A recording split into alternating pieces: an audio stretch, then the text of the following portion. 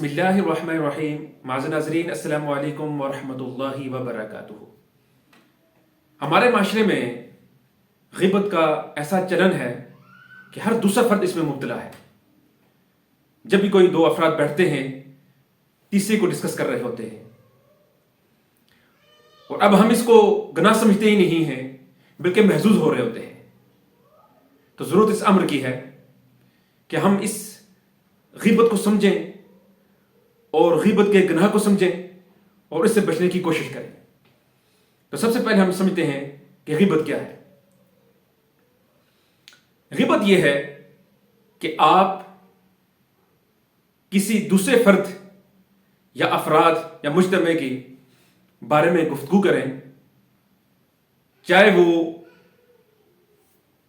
عیب اس میں موجود ہے یا نہیں ہے. یہ غیبت ہے.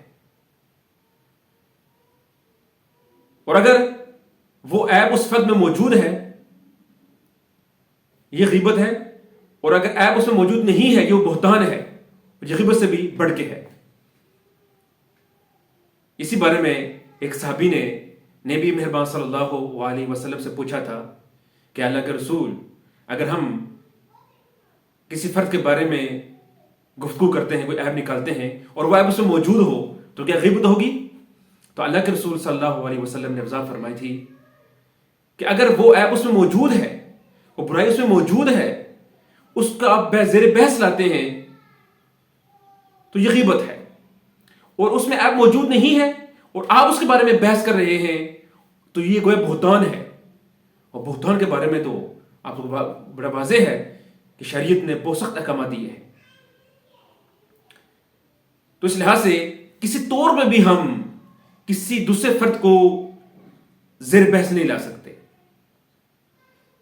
ہاں اس کی اچھائیاں بیان کر سکتے ہیں، اس کا اوصاف بیان کر سکتے ہیں، لیکن ان کے عیوب، ان کے گناہ اور ان کی چھوٹی بڑی باتیں آپس میں گفتگو کرنا یہ جائز نہیں ہے. یہ غیبت ہے. اور غیبت کے بارے میں فرمایا الغیبت اشد من الزنا، یہ تو زنا سے بھی سے بدتر ہے، اس سے بھی زیادہ سخت ہے. اور قرآن مجید میں بھی واضح طور پر فرمایا وَلَا يَغْتَبْ بَعْضُكُمْ بَعْضًا، تم میں سے کوئی فرد دوسرے فرد کی غیبت نہ کرے. اور آگے مثال دے کے فرمایا کہ کیا تم میں سے کوئی فرد پسند کرتا ہے کہ ایک مردہ بھائی کا گوشت کھایا جائے؟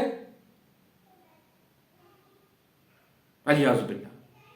ذرا تصور کیجئے ایک مردہ ہو، وہ بھی آپ کا بھائی ہو، اس سے آپ گوٹیاں نوچ نوچ کے کھائیں. اس سے زیادہ کلی عمل یہ ہے کہ ہم کسی دوسرے تیسرے فرد کو ڈسکس کریں، اس کو زیر بحث لائیں اور اس کے بارے میں گفتگو کریں، اس کو عیوب کو روشنی ڈالیں اور بار بار ہم اس کے بارے میں گفتگو کریں. تو ضرورت اس امر کی ہے کہ ہم غیبت سے بچیں. اس سے ہوتا یہ ہے کہ معاشرے کے اندر نفرتیں پھیلتی ہیں. جب معاشرے کے اندر نفرتیں پھیلتی ہیں، محبتیں ختم ہوتی ہیں، پھر معاشرہ دوزخ کا ایک گہوارہ بن جاتا ہے.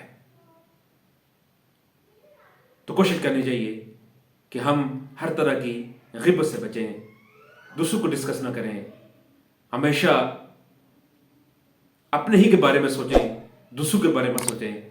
اللہ تعالیٰ سے دعا ہے کہ ہمیں دین کا صحیح فہم عطا فرمائے اور ہر برائی سے بچائے. السلام علیکم ورحمۃ اللہ وبرکاتہ.